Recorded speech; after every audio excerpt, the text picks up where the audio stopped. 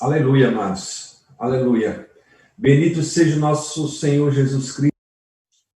Eu queria estar lendo uma frase do Billy Graham para começar essa nossa mensagem de hoje. Billy Graham, uma certa vez, disse assim: toda vez que o homem pensa em navegar para longe de Deus, o diabo tem sempre um barco pronto. Toda vez que o homem pensa em navegar para longe de Deus, o diabo tem um barco pronto para levá-lo para onde ele quiser, né? Para ele tem sempre um barco para levá-lo. O diabo está esperando, né? O homem, quando pensa em pecar, né, em sair da presença de Deus. Eu queria só enfatizar o seguinte: eu venho já há 3 domingos, eu venho falando já com esse agora são 4 domingos. Parece que, né, passa tão rápido, né? Mas eu venho tentando trazer ao entendimento, ao nosso entendimento, que Deus falando para nós, questão de conserto, questão de se orientar de quem é Deus, como Deus age, como Deus quer que o homem viva, como Deus quer realmente que nós venhamos a nos estar diante da sua presença. Eu falei sobre os atributos de Deus, foi o primeiro tema, colocando Deus em primeiro lugar, foi a segunda pregação. A terceira, nossa posição em Cristo, né? Como nós devemos agir, como nós devemos ser, como nós devemos caminhar, como nós devemos permanecer como cristão, né? A nossa posição. E hoje eu queria estar falando sobre o pecado, enfatizando o pecado.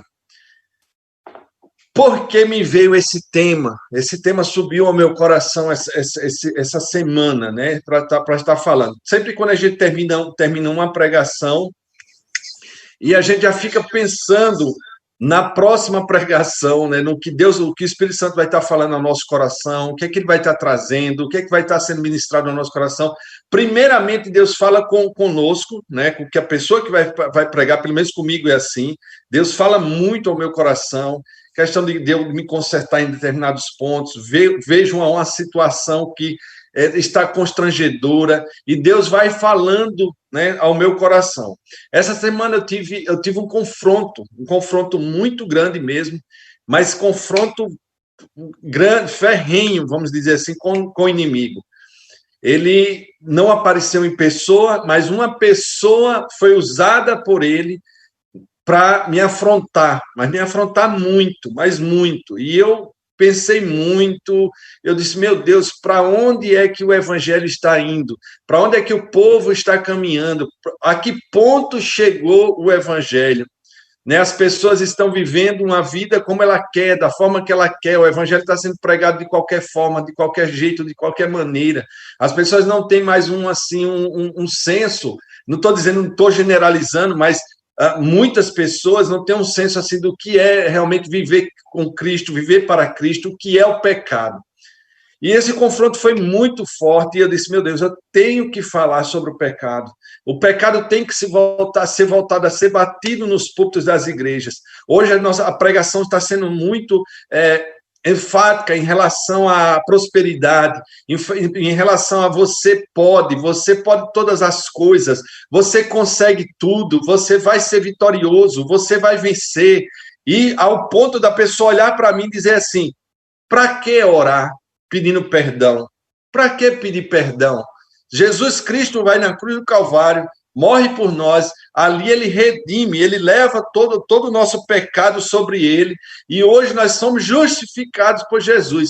Sim, mas eu não posso viver na prática do pecado. E essa pessoa me afrontou dessa forma, esse ser me afrontou dessa forma.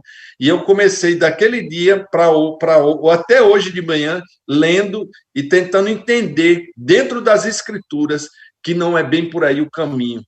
E tudo que eu já aprendi, tudo que a gente já aprendeu, de que como devemos ser conduzidos em relação ao pecado, como nós devemos tratar o pecado, a forma de que nós devemos viver. Amém? Abram em Romanos 12, do verso 1 ao 2. Eu quero estar começando lendo esse versículo, para que possamos ter base para podermos estar falando aqui adiante. Não vou me alongar muito, Não quero, como as outras mensagens que eu trouxe, quero que seja curta mesmo, para que possamos ter subsídio suficiente assim dentro de um tempo para que a gente possa pensar e realmente a gente entender o que Deus tem que é para nós. Amém?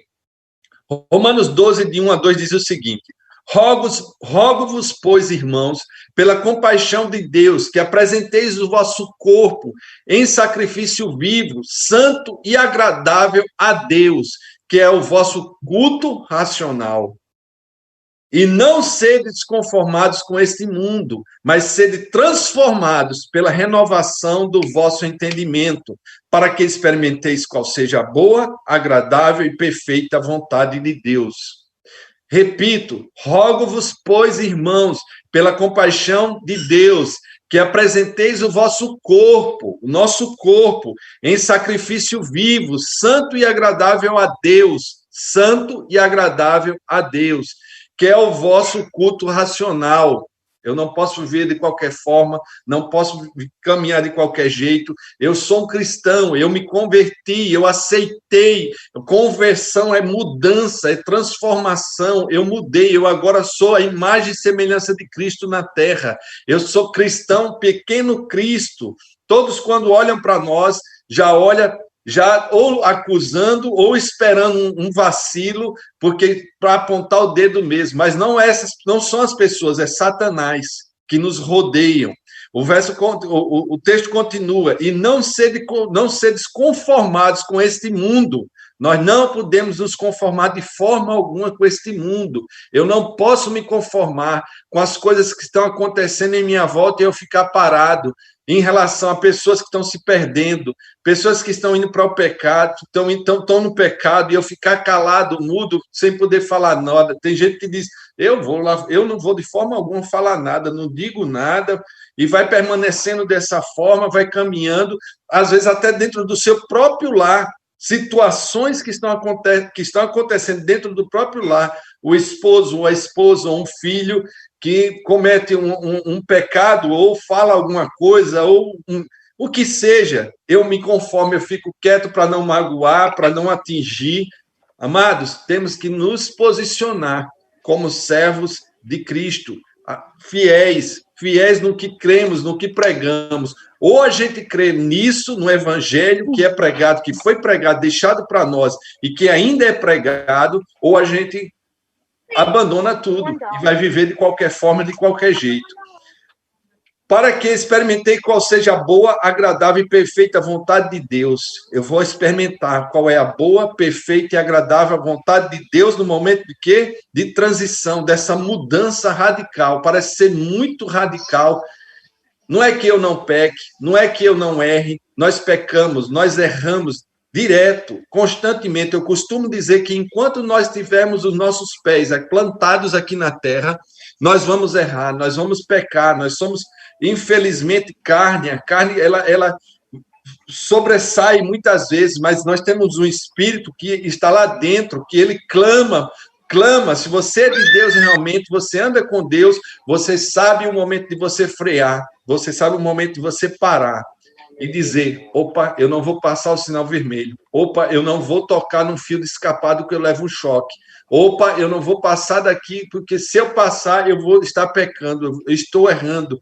Nós temos o limite, nós temos o livre-arbítrio, né, que nós podemos conduzir, né, ir caminhando e... Opa, aí muita gente usa o livre-arbítrio para poder, eu tenho livre-arbítrio, mas Deus, aí eu peço perdão, ou muitas vezes nem pede, porque agora a conversa que eu fiquei sabendo esta semana é essa, que não precisa mais pedir perdão, porque nós fomos perdoados já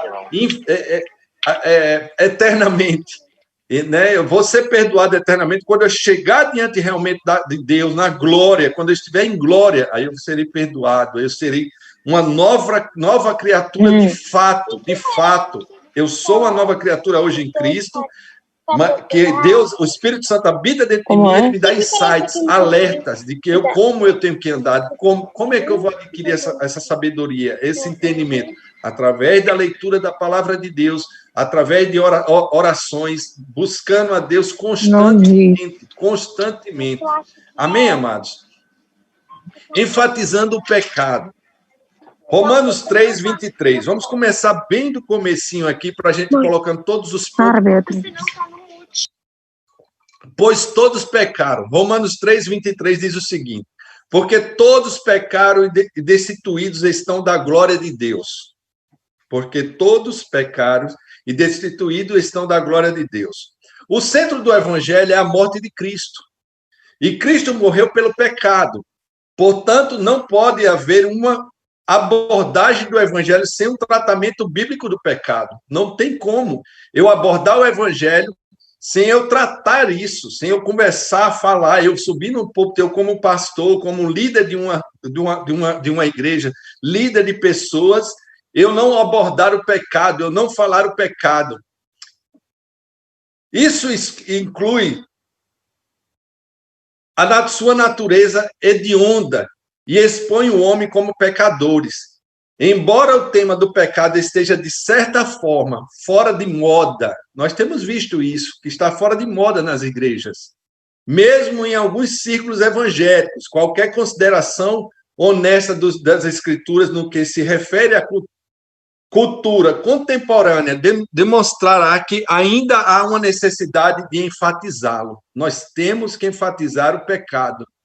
Queira eu ou não, eu quero a minha igreja cheia, eu não vou tocar. Creiam nisso, amados, creiam nisso. Tem pastores hoje que omitem falar de pecado no púlpito para não perder pessoas, de perder almas, de perder pessoas. Não é nem almas, é perder pessoas, por causa do seu ciclo ali, que ele quer que ali esteja com um determinado número de pessoas. É impressionante a gente parar para analisar, pensar, imaginar uma situação dessa. Mas tem muito. Essa semana eu tive esse confronto, eu fiquei abismado com o que eu escutei dessa pessoa, e eu fui num confronto mesmo, biblicamente, falando, mostrando que nós temos que tratar o pecado. O pecado tem que ser tratado. No momento que eu aceito a Jesus como meu único e suficiente Salvador, diariamente nós vamos ser confrontados. Quando você pega a palavra de Deus, um dos problemas que está acontecendo hoje é que as pessoas não estão lendo a palavra de Deus. No momento que você lê a palavra de Deus, ela lhe confronta. A Bíblia nos confronta. A palavra nos confronta. Porque nós temos que lê-la todos os dias. A palavra de Deus se renova cada manhã. Eu leio, tem versículos, às vezes, a gente tem o costume de ler a Bíblia o ano todo. E muitas vezes a gente passa em determinados pontos todo ano, e meu Deus, eu não me ativo a esse ponto. Olha só o que Deus está falando agora aqui comigo nessa situação. É porque a palavra dele se renova a cada manhã, ele se renova, e aquilo vai me confrontando. Meu Deus, eu não posso agir dessa forma. Meu Deus, eu não posso falar essa palavra. Meu Deus, eu não posso agir assim. O crente que é crente, o cristão que é cristão, ele não chama palavrão, ele não tem a sua boca torpe, ele não agride as pessoas com palavras fúteis. Eu não amaldiçoo, eu não posso amaldiçoar pessoas. Eu não posso, de forma alguma, por maior inimigo que aquela pessoa seja, entregue ela na mão de Deus. Entrega essa pessoa, a situação na mão de Deus, que ele é o nosso maior juiz, né? Jesus, o nosso advogado, e Deus, ele vai adiante de nós, cobrindo e mostrando realmente, dando a direção. É crítica a necessidade de uma clara comunicação sobre o pecado. Tem que ser falado sobre o pecado. Nós temos que enfatizar sobre o pecado, conversar com nossos filhos, falar com nossos familiares, falar com todos que estão à nossa volta. Filho, não pode agir dessa forma. Minha filha, não pode agir assim. Porque hoje agem assim, assim, a gente vê as pessoas agindo assim, dessa forma, então, papai ou mamãe, porque, infelizmente, há um desconcerto, vamos dizer assim, dos princípios realmente cristãos. Hoje a gente está passando pelo momento que, como a Bíblia diz, né, a fé de muitos esfriará no final dos tempos, porque a coisa está chegando a um ponto que pessoas indignas estão subindo aos púlpitos e pregando o evangelho. Pessoas que, salafrárias, ruins. Poderia aqui citar vários casos, agora mesmo está aí na mídia um caso horroroso, horroroso, e nós vamos ver muito mais situação dessas daí para pior. Uma pastora matando o próprio marido, fazendo coisas obscenas com seus filhos, e aí por aí vai, a lama vai vindo, a coisa vai chegar. E nós temos que nos posicionar como cristãos e e focarmos em Jesus Cristo. Já que vivemos em uma geração nascida e cultivada por ele, pelo pecado. O Salmo 51:5 diz o seguinte, o Salmo 51, verso 5. Quem estiver escrevendo, dá um tempinho, eu vou falar vários versículos aqui. Eu falei agora há pouco, começando. Só voltar, só para refalar. Romanos 12:1 foi o verso que eu comecei. Depois eu falei Romanos 3:23, ok? E agora eu estou falando agora o Salmo 51:5, que diz o seguinte: eis que em iniquidade fui formado, e em pecado me concebeu minha mãe.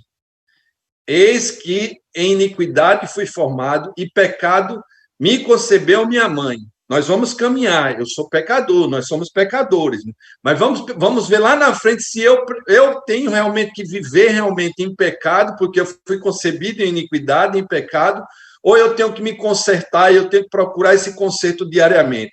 Somos pessoas que bebem iniquidade como água e não podemos discernir nossa conduta, nossa condição caída. A gente não consegue. Você liga para assistir um filme, você liga para assistir uma reportagem, uma série, o que seja. Nós estamos bebendo muitas vezes iniquidade sem nem saber. Nós não paramos para discernir o que está entrando na nossa casa, através das mídias sociais. E, no geral, temos que ter cuidado. Pastor, é pecado escutar música do mundo? Amados, é pecado escutar música do mundo. Mas, pastor, uma músicazinha que seja, é pecado escutar a música do mundo, porque todo o louvor, toda a música é consagrada. Se o louvor é cristão, ele automaticamente ele é consagrado a quem? A Deus. Se a música é consagrada para o mundo, se ela é uma música mundana, ela foi consagrada para o diabo.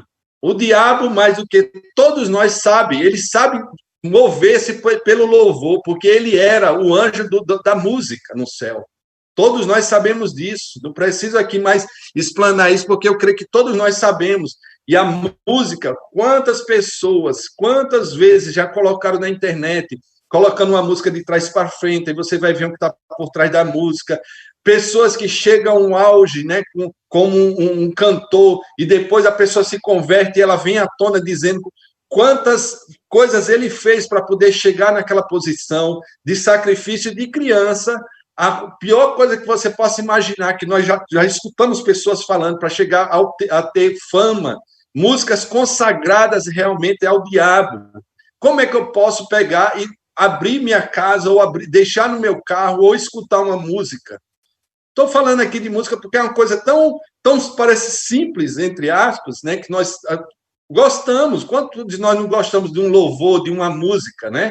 E, de repente, aquela música está nos envolvendo de um jeito que a gente nem percebe. É pecado, sim, você está pecando.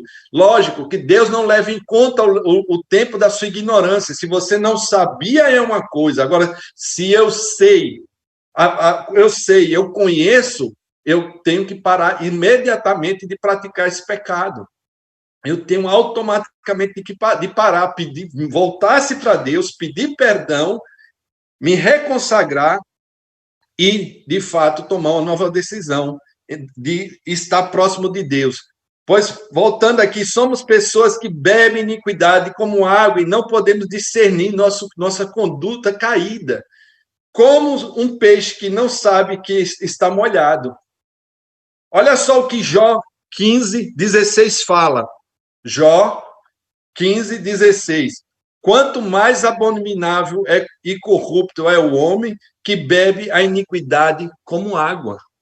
Quanto mais abominável e corrupto é o homem que bebe a iniquidade como água. Temos que ter cuidado, muito cuidado. Amém, amados? Amém. Por isso, devemos nos empenhar em redescobrir a visão bíblica do pecado e da pecaminosidade do homem. Nosso entendimento de Deus e do Evangelho depende disso. Eu tenho que voltar-se para redescobrir qual é, de fato, onde está o erro, onde está dentro da palavra de Deus, e eu voltasse realmente e talvez me reprogramar e buscar em Deus. Deus me mostra se eu tenho errado em algum ponto, se eu achava que minha boca é santa, eu chamo palavrão, se eu tenho um coração voltado para ti, se eu tenho uma vida voltada para ti, eu não posso assistir determinados filmes, eu não posso escutar todo tipo de música, eu não posso caminhar de qualquer forma, de qualquer jeito. Se torna tão natural que às vezes a gente, até de púlpito, algumas pessoas soltam algumas palavras que a gente diz, meu Deus, não acredito que essa pessoa está falando isso, está sendo conduzindo dessa forma, mas porque é uma coisa natural, se torna natural. Né? A gente conhece as pessoas, né? E quando a gente começa a começar com a pessoa, vamos dizer assim, se aproxima das pessoas, a gente vê de fato quem são as pessoas. E às vezes nos assustamos, né? Meu Deus, essa pessoa parece ser tão crente, essa pessoa mesmo que me confrontou hoje, eu sei que muitos olham e dizem assim, meu Deus, mas essa pessoa é tão cristã, é tão crente, é uma pessoa tão firme na fé, fala só de Deus e fala com as pessoas com jargões, né, evangeliquez. Ô, abençoado, ô, bênção, rapaz, você é uma bênção, rapaz, glória a Deus. E eu percebi isso, Só que no confronto ali que houve, foi colocado para fora, talvez até para me alertar. Eu disse, meu Deus, e o Espírito Santo falou para mim, fala sobre o pecado. A igreja precisa se reencontrar com a verdade acima de tudo, o evangelho acima de tudo, como tem que ser pregado, como tem que ser ensinado, como tem que ser conduzido. Nós não podemos viver numa vida de engano. Eu não posso viver de qualquer forma, de qualquer maneira, se eu quiser ir para o céu. Eu não estou de brincadeira, nós não estamos brincando com um Deus qualquer, é um Deus santo, um Deus que ele tem, um dos caráteres de Deus, como eu falei aqui dos atributos de Deus, é a sua santidade, é a sua glória em pessoa, é glória em pessoa. Eu não posso entrar na presença de Deus de qualquer jeito, de qualquer forma, de qualquer maneira. Eu tenho que me reeducar. Basta dizer aqui na Terra, se nós pararmos para pensar, para eu ir para um tribunal diante de um juiz, eu duvido, se qualquer um de nós que fôssemos diante do tribunal de um juiz, se a gente vai de qualquer forma, de qualquer maneira. Você, primeira coisa, você vai tomar um belo banho, se perfumar, isso é o mínimo. Vai pôr uma excelente roupa, porque lá na porta você não pode entrar de bermuda, você não pode entrar de sandália japonesa, em alguns lugares não permite. Eu cheguei a ver isso, André, como advogada, na porta do coisa, a pessoa, lógico, se for uma pessoa que não tem uma condição financeira, eles analisam ali na porta, mas de qualquer forma não pode ser, eu não posso entrar de qualquer forma. Imagine diante de Deus, imagine daquele que é o autor e consumador da nossa fé, aquele que nos criou, o nosso Pai Celeste. Eu tenho que entrar, miudinho ali, quietinho, de joelho, me arrastando, porque ele é Senhor, ele é Deus. Todo mundo fica, mas ele é um Deus ruim, ele é um Deus... Não, ele é um Deus amoroso, que ele pega o pior pecador que você possa imaginar.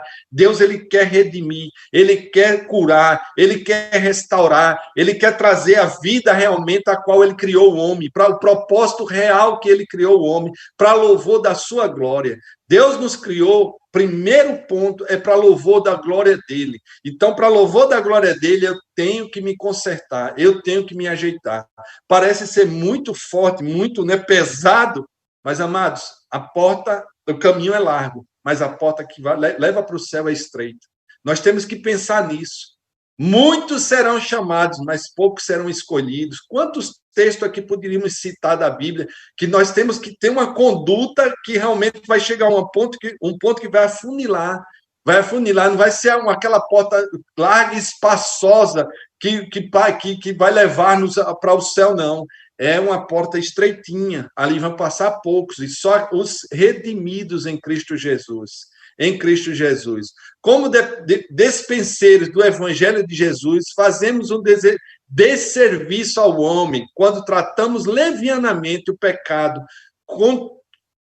contornando ou evitando completamente?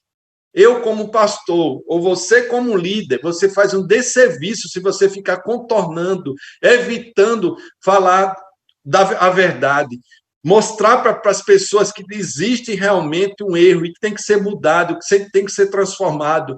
Em nome de Jesus, mudemos a nossa forma de pensar, a nossa forma de agir. Nós somos servos, tementes a Deus. Nós estamos aqui para trazer mudança, transformação, e as pessoas vão ser transformadas.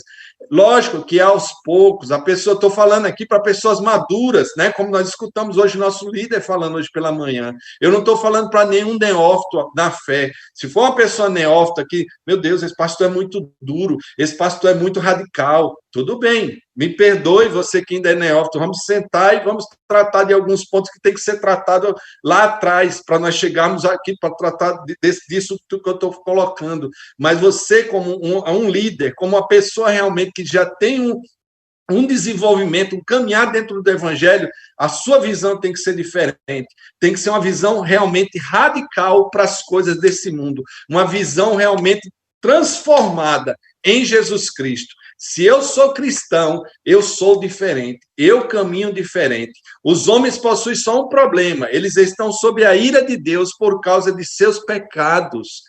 Por causa de seus pecados. Vamos ver João 3,36. João 3,36. Veja bem o que João 3,36 fala. O homem só tem um problema, é porque ele está debaixo da ira de Deus por causa do pecado, e o pecado tem que ser tratado. Nós temos que falar sobre o pecado. Aquele que crê no Filho, João 3,36 diz o seguinte: aquele que crê no Filho tem a vida eterna, mas aquele que não crê no Filho não verá a vida, mas a ira de quem? De Deus sobre ele permanecerá. Repito, aquele que crê no Filho, nós cremos no Filho, nós tem a vida eterna, nós temos a vida eterna, porque nós cremos no Filho, mas aquele que não crê no Filho não verá a vida, mas o quê? A ira de Deus sobre ele permanece. Pastor, o senhor está falando bobagem. Está vendo que Deus se ira? Está vendo que Deus tem ira? Está vendo que Deus é um Deus irado? Que Deus ele é rude? Que Deus é... Meu amado, Deus é amor. Deus é amor, mas ele é justiça. Ele se ira. A palavra de Deus está bem clara aqui. Não tem como mudar isso. Não tem, por mais traduções que nós venhamos a ler, e essa palavra vai estar aqui, clara e cristalina. Aquele que não se achegar a Deus, aquele que não vier até Deus, irá ver a ira, viverá sobre a ira de Deus, permanecerá sobre ele, sobre essa pessoa. Amém? Negar isso é negar uma das doutrinas mais fundamentais do cristianismo. Se eu negar isso, não é falta de amor dizer aos homens que eles são pecadores. Eu não estou dizendo, não é falta de amor, mas é a forma mais grosseira de imoralidade não lhes contar sobre esta verdade absoluta, que ele tem que mudar. Eu não posso ficar passando a mão na cabeça de ninguém. Nós não podemos ficar passando a mão na cabeça de ninguém, dizendo, meu querido, é assim mesmo, é desse jeito. Venha do jeito que está e pode permanecer desse jeito. Um dia, quem sabe, você é tocado pelo Espírito, ele vai ser tocado. Não, a pessoa nem fala para ele, né? Para aquela pessoa. Fala para ela mesma, ou para o marido, ou para a pessoa que conhece. Não, deixa ele desse jeito, ele vivendo assim. Deixa ele ficar vindo, que uma hora o Espírito Santo vai fazer a obra. Tem um monte agora, tem um monte de lugares que nós passamos e vemos e escutamos pessoas falando que está desta forma. A pessoa vai e permanece na prática do pecado. Ela não é confrontada, ela não tem um confronto, não há um confronto direto de uma mudança, de uma transformação, de uma perspectiva de quem realmente ele serve, para que ele está ali, por que ele está ali. Temos que falar, porque vai ser cobrado de cada um de nós. A quem muito foi dado, a muito será cobrado. E Deus vai cobrar de cada um de nós. Se o evangelho chegou para nós, se a palavra de Deus chegou para nós, e nós conhecemos a verdade, nós temos que divulgá-la como ela é. Na verdade, Deus declara que o sangue deles estará em nossas mãos, se não os alertarmos de seus pecados e do juízo vindouro. Ezequiel 33, 8 a 9. Ezequiel 33, 8 a 9. A palavra de Deus nos dá respaldo para o que eu estou falando. Veja bem, se eu disser ao ímpio, ó ímpio, certamente morrerás, e tu não falares para dissuadir ao ímpio do seu caminho, morrerá esse ímpio na sua iniquidade. Porém, o seu sangue eu o requerirei da tua mão. Quem está falando aqui? Deus está falando aqui. Se eu não alertar o ímpio, se eu não alertar aqueles que estão pecando, que estão em iniquidade, de quem vai ser requerido o sangue daquelas pessoas, se elas estão passando próximo de mim, eu estou fazendo vista grossa, a palavra de Deus deixa bem claro aqui, porém ao sangue eu o requerirei da tua mão, mas se advertires o ímpio do seu caminho, para que ele se converta, e ele não se converter do seu caminho, ele morrerá na sua iniquidade, mas tu livraste a tua alma. Amém? Eu prego o evangelho, nós pregamos o evangelho, claro e cristalino, falamos do erro, do pecado, vamos bater nisso, vamos bater de frente mesmo, lógico, com amor, com carinho, com jeito, né? Tem um limite para todas as coisas, a gente não pode ser, lá na frente aqui eu vou falar, não pode ser grosseiro, rude, mas eu tenho que pregar, porque senão isso vai ser requerido de mim. Tentar pregar o evangelho sem fazer do pecado um problema é como tentar curar superficialmente a ferida do povo, dizendo, paz, quando não há paz. Jeremias 6,14. Eu não posso superficialmente tratar disso, porque é como curar uma ferida. A ferida, muitas vezes, ela tem que ser tratada, você colocar só um remedinho ali um dia, ela não vai curar na hora, é um processo. Olha só, Jeremias 6,14 diz o seguinte, e curaram superficialmente a ferida da filha do meu povo, dizendo, paz, quando não há paz. E curaram superficialmente a ferida do meu povo, dizendo, paz, quando não há paz. E a gente tem visto isso, não há uma paz, não há uma tranquilidade, ao contrário, a coisa está indo de vento em... pior, virou agora, parece uma bola de neve, e aí ninguém segura mais, está descendo de ladeira abaixo, e ela está crescendo a cada dia mais. Quantas igrejas estão surgindo aí com nomes terríveis, não só com nomes, mas pessoas, líderes, que a gente vai ficar assustado, abismado, tem ficado. Por quê? Porque o pecado não está sendo curado, o pecado não está sendo tratado. Eu não posso me conformar com o pecado, eu não posso me conformar que o meu filho fique pecando, eu não posso me conformar que a minha esposa fique pecando, eu não posso me conformar que o meu marido fique pecando. Você vai ganhar na oração, jejum, oração. Pai, Jesus, por que nós não conseguimos de forma alguma expulsar o demônio dessa criança? E Jesus chega assim, pum, expulsa o demônio. Jesus olha e diz, sabe por quê? Porque vocês não têm orado e nem jejuado como deveria jejuar e orar. Se você buscar em Deus, orando, jejuando, você terá vitória. Essa é uma chave, nós temos uma chave. Nós temos sido muito preguiçosos muitas vezes, né? Pedindo muito a Deus para resolver várias situações, mas não conseguimos fazer um jejum, não conseguimos entrar na presença de Deus nem por meia hora, por 10 minutos. Vigílias hoje em dia é feita, eu fico assim, meu Deus, isso é uma vigília? É um período longo de oração, das 10 à meia-noite nós vamos fazer uma vigília hoje, porque não podemos nós fazer uma vigília da meia-noite às 5 da manhã ou 6 da manhã, como nós vimos no passado, vimos Deus operar, Deus agir, Deus fazendo coisas tremendas no nosso meio. Vemos hoje ainda, Deus pela misericórdia e graça, mas diminuiu muito. Se nós não chegarmos e tentarmos mudar o nosso pensamento, a nossa forma de agir, nós vamos conseguir muito mais coisa, nós vamos muito mais longe. Só um parênteses, falando do livro de Romanos. O livro de Romanos é o mais próximo de uma teologia sistemática que temos nas Escrituras. Nessa carta, o apóstolo demonstra a sua teologia à igreja de Roma. Ele procurou prepará-los para a sua vinda, a vinda do Messias, e esperava que eles se juntassem a ele em sua expedição missionária na Espanha, como você vê em Romanos 15, do verso 23 e 24. Ele ali estava tentando reunir um povo para uma expedição que ele ia fazer ali em Roma, né? O comecinho ali da carta de Romanos. Eu não vou ler Romanos 15, 23 a 24, mas você vai ver que eles especificamente estavam querendo ir para a Espanha. É extremamente importante notar que os primeiros 3 capítulos dessa carta, com a exceção de uma breve introdução, são dedicadas à amartiologia, ou a doutrina do pecado, que quer dizer o quê? A amartiologia, ou hamartiologia, que é com H, deriva da palavra grega hamatia, que significa pecado, e logos, que significa palavra, ou discurso. Hamartiologia é literalmente um discurso sobre o pecado, ou seja, a carta de Romanos, ela tem essa essência, essa coisa dentro dela, de trazer a realidade às pessoas, realmente a real necessidade de mudança, de se transformar, de sair da sua forma de pecado, da maneira de viver pecaminosa. A carta de Romanos é tremenda. Ela nos traz realmente toda essa ideia, né? Essa coisa de mudança realmente.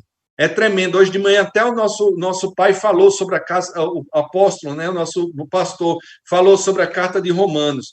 Por 3 capítulos, o apóstolo labuta com todo o seu intelecto e sob a inspiração do Espírito para alcançar um único e sublime propósito, provar a pecaminosidade do homem e condenar o mundo inteiro. Por 3 capítulos seguidos, ele fala mudança, transformação, mudar de pensamento, transformar-se. O pecado não pode estar no nosso meio, eu tenho que mudar totalmente. É comum que cristãos insistam que Deus não nos deu um ministério de condenação e morte, mas de justiça, reconciliação e vida. Aí eu volto a falar um pouco do que eu já falei lá em cima. Tem muitos cristãos que pegam esses 2 textos aqui que eu vou ler agora e dizem assim, olha só, não tem como condenar, não tem por que condenar. Deus é amor, Deus é paz, Ele é justiça, Ele já nos remiu. Veja bem, Romanos 8:1 diz o seguinte, portanto, agora nenhuma condenação há para os que estão em Cristo Jesus, que não andam segundo a carne, mas segundo o Espírito. Aí a pessoa olha para mim e diz assim, amado, eu não sou mais condenado, porque eu sou um cristão. Maravilha, glória a Deus por isso. Mas segue o versículo, lê o resto do versículo. Vamos fazer exegese do resto do versículo, que diz o seguinte, que não andam segundo o quê? A carne, mas segundo o Espírito. Ou seja, nenhuma condenação vai estar sobre mim, se eu o quê? Não andar o quê? Segundo o quê? A carne. Mas se eu andar segundo ao quê? Ao Espírito, nenhuma condenação vá. Porque quando você anda segundo ao Espírito, quando você anda segundo ao entendimento que é lhe dado através da sabedoria, que o Espírito Santo conduz você, você não vai ter a mesma vida que você tinha antes. Você não vai ser conduzido, você começa a mudar o seu linguajar, você começa a mudar até a forma de se vestir, de caminhar, de andar, de tratar com as pessoas. Se eu era uma pessoa muito áspera, eu já me controlo mais. Podemos citar aqui vários exemplos, né? Pessoas que eram matadores, pessoas que eram prostitutas ou prostitutos, ou pessoas que eram...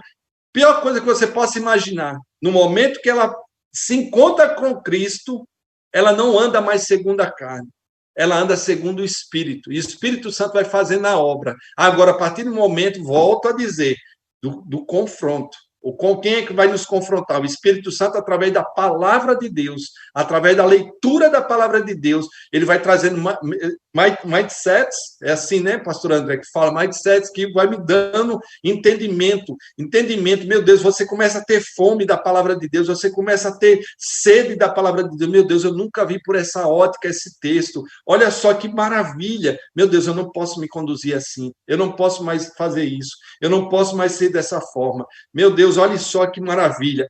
Isso é quando eu me posiciono em Cristo Jesus.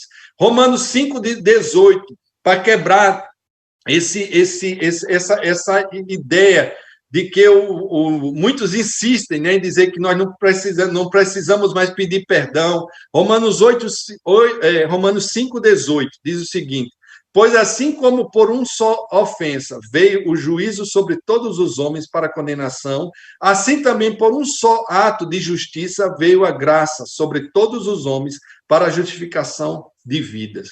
Amém? Do mesmo jeito que entrou o pecado no mundo por um homem, do mesmo jeito nós fomos justificados sim por Cristo, né? Pela morte e ressurreição dele na cruz do Calvário.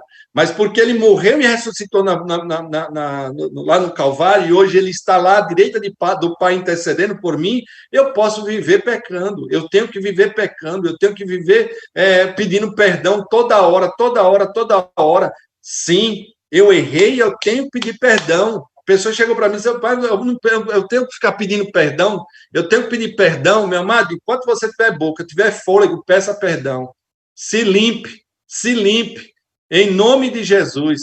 Se limpe, porque, olha, não é brincadeira, é uma luta diária, constante, não existe, é um confronto, porque no momento que você quebrar essa linha de conexão, de pedido de perdão a Deus, você tá sujeito a ir para o inferno. Literalmente. Você não aceitou a Jesus ainda.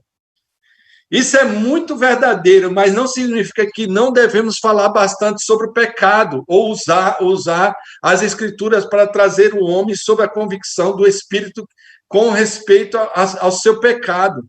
Falando do versículo anterior, né? Que Jesus, ele nos justifica, ele é o nosso juiz, como a pessoa falou para mim. Ele é meu juiz, ele me justifica. Isso não me garante, não me traz um entendimento de que eu tenho que ficar pecando toda hora, eu tenho que fugir do pecado. A palavra de Deus diz: fugir do pecado, eu tenho que fugir.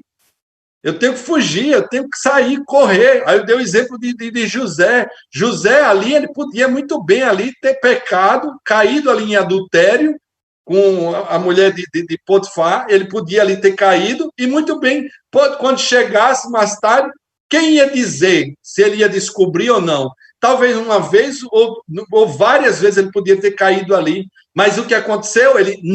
Eu creio num Deus que é vivo, um Deus poderoso, o Deus que eu creio, ele me quer santo, puro, e correu, deixou a roupinha dele lá, a capa dele ali, né, na mão da mulher, foi preso, passou o que passou, toda a situação, Deus depois honrou a ele, Deus depois honrou. Isso é muito verdadeiro, mas não significa que não devemos... Desculpa, adiante. É verdade que não há condenação em Cristo Jesus, isso é verdade, mas também não há nada a não ser condenação fora dele. Fora dele. Não há condenação em Cristo Jesus, mas também não há nada a não ser condenação fora dele. Amém? Tenho que ter muito cuidado mesmo. Vamos ver os versos. Esta frase, eu queria consolidar ela em 2 Coríntios 3, versos 7 e 9, e 2 Coríntios 5, versos 17 a 18. Vamos 2 Coríntios, capítulo 3, versos 7 e 9. Diz o seguinte: se o ministério da morte, gravado com letras em pedra, veio em glória, de maneira que os filhos de Israel não podiam fitar os olhos na face de Moisés, por causa da glória do seu rosto, a qual era transitório, como não será de maior glória o ministério do Espírito? Porque se o ministério da condenação foi glorioso, muito mais excederá em glória o ministério da justiça. Amém? Muito maior, muito mais abrangente vai ser o ministério da justiça. Deus, um dos caráteres de Deus, um dos atributos de Deus é o caráter de justiça. Ele é justo. Ele é justo. Se eu permanecer em pecado, se eu permanecer pecando, achando que eu vou para o céu, ou melhor ainda, achando que eu sou salvo e eu posso viver em pecado, pecando toda hora, meu amado, tome cuidado. Tome cuidado, porque a justiça de Deus, ela vai vir. Ela vai vir. Deus, ele não se deixa escarnecer. A mão dele está sobre nós. A mão dele está sobre nós. No momento que eu começo a pecar, eu vejo bem claro essa mão saindo e eu fico desprotegido. E aí vem os problemas, vem as dificuldades, vem tantas e tantas outras coisas sobre nós. Temos que ter muito cuidado. 2 Coríntios 5, 17 e 18 diz assim: assim que se alguém está em Cristo, nova criatura é. O que é que aconteceu? As coisas velhas, o quê? Já passaram. Eis que tudo se fez novo. E tudo isso provém de quem? De Deus, que nos reconciliou consigo mesmo por meio de quem? De Jesus Cristo. E nos deu o ministério da reconciliação. Ou seja, se eu vivia de uma certa forma, eu já não posso viver mais. Eu já sou diferente. Eu já caminho, falo diferente, eu já caminho diferente. Até a postura muitas vezes melhora, né? A gente melhora na postura, no nosso vestir, no nosso falar, no nosso caminho, em todos os aspectos. Então, o texto é bem claro aqui, bem claro. Eu sou uma nova criatura em Cristo Jesus. As coisas velhas já passaram, já passaram. Eis que tudo se fez novo. Se tudo se fez novo, você vê. Você olha para um cristão verdadeiro e você diz: meu Deus, quem era essa pessoa? Como essa pessoa agia, como essa pessoa era. Olha só hoje, olha só essa pessoa hoje, né? Amém, amados? Deus seja louvado. Não podemos ser agressivos, né? Essa forma minha de falar aqui, de enfatizar, não tô querendo ser agressivo, né? Não sou agressivo. Eu simplesmente estou querendo pôr a verdade. Eu coloco essa ênfase, talvez para ficar mais claro, talvez, mas não podemos ser agressivos. É claro que isso não deve ser feito com um espírito de orgulho ou arrogância, e não devemos lidar com as pessoas de forma áspera. Deus não nos chamou para sermos pessoas agressivas ou ofensivas, mesmo que a verdade que pregamos com tudo, toda a humildade, possa ser uma grande ofensa para muitos, que vai ser, né? De fato. Você confrontar uma pessoa, ela achando, eu vou para a igreja todos os domingos, eu tomo ceia, eu dizimo, eu oferto, eu sou uma pessoa ali que estou ali todos os cultos, eu oro, eu ministro, eu prego, eu oro por pessoas, mas qual é o teu contexto de vida diariamente? Quando você passa aquele momento que você está ali, né, no meio ali do... É fácil, né, no meio dos crentes ali, né, dar aquela de santarrão, de cristão, mas o meu dia a dia, a minha forma de caminhar diariamente, eu tenho que pensar muito nisso, né, e eu tenho que confrontar o pecado, mas com jeito, com calma, oração, jejum, leitura da palavra de Deus, nós vamos conseguir vencer. Nós vamos conseguir vencer. Amém? O ministério do apóstolo Paulo não tinha como alvo a condenação, mas há um sentido bem real em que devemos laborar para condenar os homens na esperança de que eles possam reconhecer sua completa ruína moral e se voltar para Cristo em arrependimento e fé. No livro de Romanos, Paulo se propõe, primeiro, a provar a concupiscência moral de todo mundo, a hostilidade para com Deus e a absoluta recusa em se submeterem à verdade que conhecem. Romanos 1, capítulo 1, 18 ao 32. Para encerrar, estou quase encerrando, tenham paciência. Vamos ler Romanos 1, 18 ao 32. Pastor André, por gentileza, lê para nós Romanos 1, capítulo 1, do verso 18 ao 32, enquanto eu bebo uma aguinha aqui, tá, Maris? Vão abrindo aí a palavra de Deus. Romanos 1. Romanos, capítulo 1, verso 18 ao 32.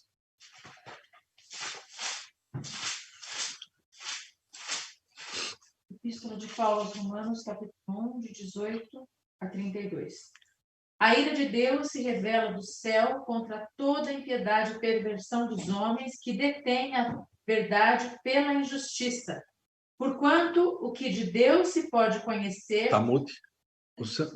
Está mudo seu microfone. Mas aqui está microfone, esse é uma muito baixo. Ok, deixa eu tirar o meu aqui, o microfone. Desculpa, gente. Pode Pode abrir o seu. Desculpa, eu coloquei no mute para não fazer microfonia.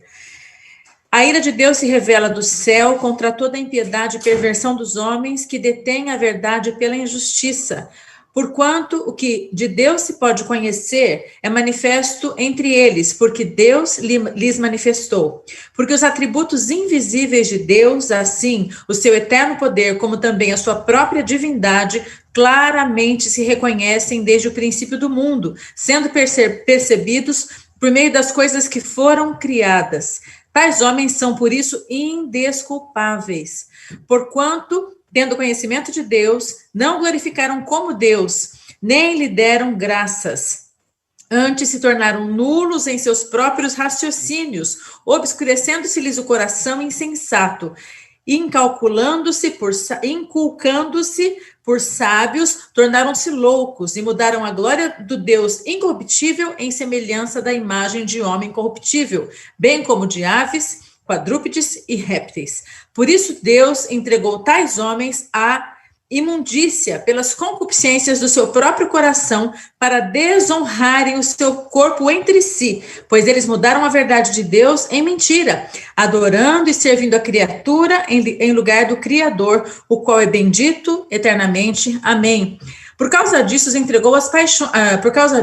entregou Deus às paixões infames, porque até as mulheres mudaram o modo natural de suas relações íntimas por outro, contrário à natureza. Semelhantemente, os homens também, deixando o contato natural da mulher, se inflamaram mutuamente em sua sensualidade, cometendo torpeza, homens com homens, recebendo em si mesmos a merecida punição do seu erro. E por haverem desprezado o conhecimento de Deus, o próprio Deus os entregou a uma disposição mental reprovável para praticarem coisas inconvenientes, cheios de toda injustiça, malícia, avareza e maldade, possuídos de inveja, homicídio, contenda, dolo e malignidade, sendo difamadores, caluniadores, aborrecidos de Deus, insolentes, soberbos, presunçosos, inventores de males, desobedientes aos pais, insensatos, pérfidos, sem afeição natural e sem misericórdia. Ora, conhecendo eles a sentença de Deus, de que são passíveis de morte, os que tais coisas praticam, não somente as fazem, mas também aprovam os que assim procedem. Muito forte esse texto, né, amados? Muito forte mesmo.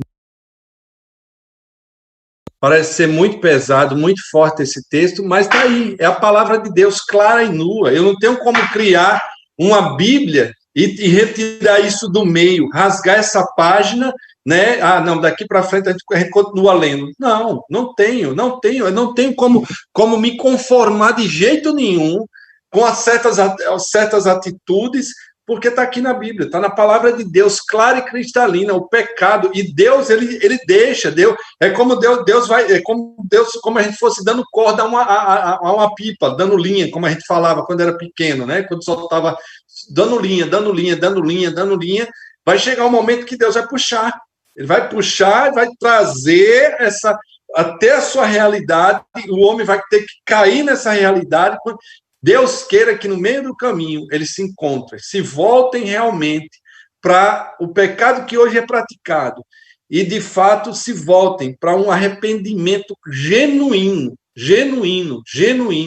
Deus, ele é amor, ele quer nos ver bem, ele criou o homem para louvor da sua glória, repito, ele quer o homem junto dele, ele quer que o homem tenha experiências com ele quer que o homem tenha aquele afeto paterno mesmo, que você tem com seu pai, ou teve, ou com sua mãe. Ele quer esse contato diariamente. Ele descia no Éden para conversar com Adão, ele falava, ele quer esse encontro real conosco. Ele nos religou através de Jesus Cristo a ele. Nós temos livre acesso ao Pai hoje. Por maior que seja o problema, por maior que seja a dificuldade, por maior que seja o pecado que você possa imaginar que você possa ter cometido, há perdão, há como você se reconciliar com Deus. Eu peço que nesse momento, nesse instante que nós estamos falando, se reconcilie com Deus, se chegue para Ele, ele se chegará para vós. Ele transformará o teu peso, o teu fardo, ele tirará das tuas costas. Tem um filme, tem um livro, né? E tem um filme também, que fugiu agora o nome, o rapaz, ele leva um fardo nas costas. Fugiu o nome desse filme, eu vou me lembrar. E era um livro muito, muito, muito interessante. Ele passa todo o período do livro, O Peregrino. Quem não assistiu, assiste. Aí é famoso. E tem um filme, aí colocaram literalmente um fardo nas costas daquela pessoa, daquele homem, e ele caminha ali até um dia que ele se encontra ali com a verdade, e aquele fardo cai. E ele passa a ter o quê? Um novo momento, uma nova vida, um novo encontro. E nesse novo, eu tenho que me reconciliar. Pai, me mostra onde é que eu errei. Me mostra onde eu errei. Me ajuda a me reconciliar contigo. Me ajuda a me encontrar contigo. Me ajuda, Pai, a mudar. Se eu sou uma pessoa que peco diariamente, me ajuda. Espírito Santo, me ajuda a não pecar mais. Espírito Santo, me ajuda a me controlar o meu ser, a controlar a minha vida, a controlar a minha ira, as minhas falhas, o meu pecado. Me ajuda. Eu oro muitas vezes assim. Pai, me ajuda a me controlar naquilo que tem afetado a tua pessoa, a pessoa do Espírito Santo. Me ajuda a não pecar contra ti, contra a Trindade Santa. Me ajuda diariamente. Perdoa minhas falhas, perdoa os pecados que eu nem me lembro. Perdoa, Senhor Deus, se eu fiz durante o dia hoje alguma coisa que afetou ao Senhor. Temos que orar assim. O pecado tem que ser tratado. 1 João 1,9. Vou citar só alguns versículos aqui para a gente encerrar agora, talvez uns 5 versículos. 1 João 1,9. Se confessarmos os nossos pecados, ele é fiel e justo para nos perdoar os pecados e nos purificar de toda a injustiça. Se confessarmos, como é que eu não tenho que confessar? Como é que eu não tenho que falar? Como é que eu não tenho que pedir perdão a Deus? Está aqui um texto bem claro, 1 João 1,9. Se confessarmos os nossos pecados, ele é fiel e justo para nos perdoar os nossos pecados e nos purificar de toda injustiça. 1 João 3,6. Qualquer que permanece nele não peca. Olha só, preste atenção à sutilidade desse verso, como é muito forte, para mim, pelo menos. Se eu estou nele, olha só, qualquer que permanece nele não peca. Qualquer que peca não o viu, nem o conheceu. Muito forte isso, né? Muito forte. A gente fala assim, eu sou pecador, somos pecadores, mas eu tenho que me rever, eu tenho que me encontrar, dentro da palavra de Deus aqui. Deus, eu quero realmente te conhecer, eu quero realmente permanecer em ti. Se eu permanecer em ti, eu não vou pecar, eu vou passar por cima do pecado, eu vou pecar menos, eu vou saber a hora de não pecar, eu vou fugir do pecado. 1 João 3,6 deixa bem claro, qualquer que peca não o viu, nem o conheceu. É muito forte. Hebreus 12,4. Ainda não resistisse até o sangue, combatendo contra o pecado. Será que a gente já resistiu até o sangue? Será que José ali não resistiu ao que ele passou depois de tudo aquilo? Ele resistiu. Até, e nós temos exemplos vários que na palavra de Deus que podemos também resistir. Romanos 12,2. E não vos conformeis com este século. Repito, que eu falei já lá em cima. E não vos conformeis com estes séculos, mas transformai-vos pela renovação da vossa mente, para que experimenteis qual seja a boa, agradável e perfeita vontade de Deus. Eu tenho que me renovar. Pai, em nome de Jesus, ajuda-nos, ó Pai, ajuda-nos. 1 João 2,15, para terminar, diz o seguinte: não ameis o mundo nem as coisas que há no mundo. Se alguém ama o mundo, o amor do Pai não está nele. Porque tudo que há no mundo, a concupiscência da carne, a concupiscência dos olhos e a soberba da vida, não procede do Pai, mas procede do quê? Do mundo. Amém, amados? Eu espero que vocês, de fato, entendam, né, que Deus venha nos revelar mais e mais sobre consertar, endireitar a nossa vida, buscando nele capacitação, Pai. Pai, nós não temos capacidade muitas vezes, mas nos ajuda, Espírito Santo nos ajuda, ajuda os teus filhos, ajuda cada um de nós, em nome de Jesus. Curve a tua cabeça agora. Deixa eu orar por cada um de vocês, por orar por nós. Pai, nós queremos nesse instante, Santo Deus, entrar na tua presença, Senhor Deus, permanecer na tua presença, Pai. Paizinho, pedindo, Santo Deus, que essa palavra venha, Senhor Deus, a ser impregnada no nosso ser. Que nós possamos, ó Pai, tenhamos da parte do Senhor capacidade de vencer o inimigo, de vencer o dia mal, de vencer o pecado que nos rodeia. Pai, em nome de Jesus Cristo, nos ajuda, nos cobre com teu sangue, Pai. De fato, nos reveste com a tua armadura de Efésios, ó Pai, colocando sobre a nossa cabeça o capacete da salvação, Senhor Deus, para que a nossa mente seja, Senhor Deus, protegida pelo Senhor, que a nossa cabeça, o que venhamos a pensar, Senhor Deus, venha da tua parte. Coloca, Senhor Deus, a couraça da justiça, Senhor Deus, sobre nós, que nós possamos ser justificados pelo Senhor, como já nós fomos ali na cruz do Calvário, mas diariamente, quando Satanás vier, Senhor Deus, acusar-nos, ó Pai, nós possamos ser justificados.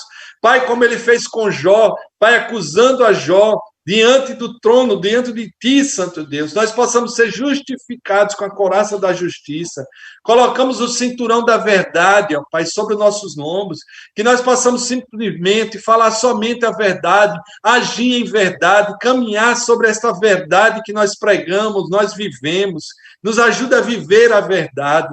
Nós calçamos a nossos pés, Santo Deus, com a sandália da preparação do Evangelho da Paz, Senhor Deus, com a qual, Senhor Deus, nós queremos caminhar pregando, ensinando, falando do teu evangelho, até o tempo que o Senhor tem para nós aqui na terra. Nos ajuda, Santo Deus.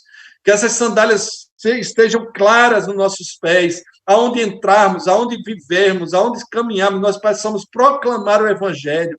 Pai, talvez muitas vezes não precisamos nem falar, mas sim só na nossa forma de agir, na nossa forma de ser, na nossa forma de viver. As pessoas vão ver a Ti em nós.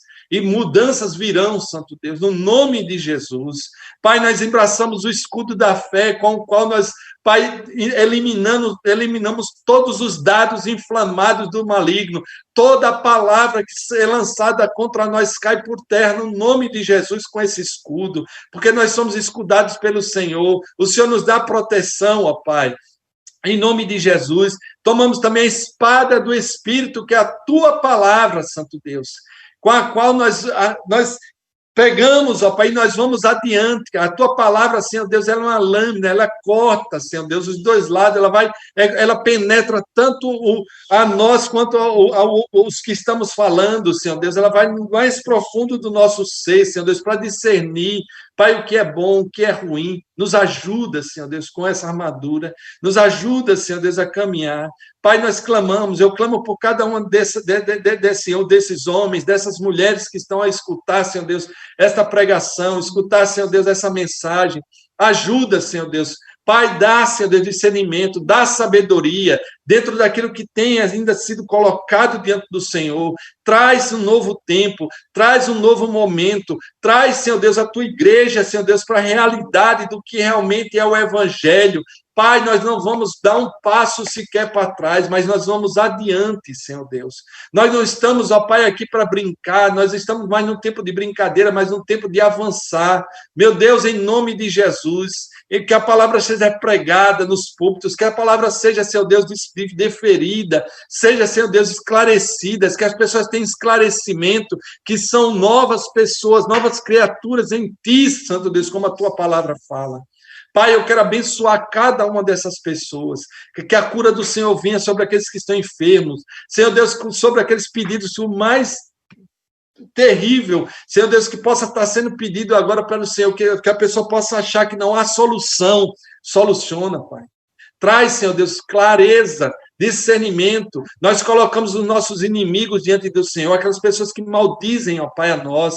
Pai, as pessoas que estão ao nosso lado, abençoa os cônjuges, abençoa os esposos, as esposas. Nós abençoamos, ó Pai, a cada um, pedindo, Santo Deus, a Tua bênção sobre a vida deles. Clamamos, suplicamos, ó Pai, que a graça de nosso Senhor Jesus Cristo, que o amor de Deus, nosso Pai, e a doce consolação do Espírito Santo de Deus esteja sobre cada um de nós, hoje e para todo sempre. Amém.